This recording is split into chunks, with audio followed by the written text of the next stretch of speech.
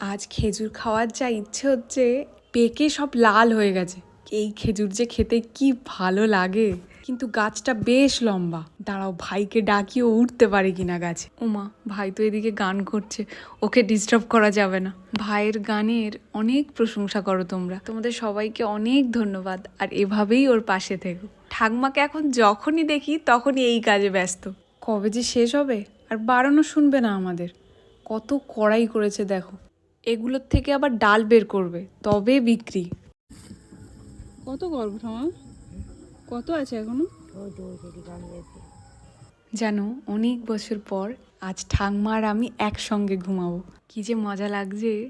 ঘাটে এলাম পা ধুতে, উমা দেখি মাছেদের আনাগোনা। ওটা হচ্ছে কই মাছ।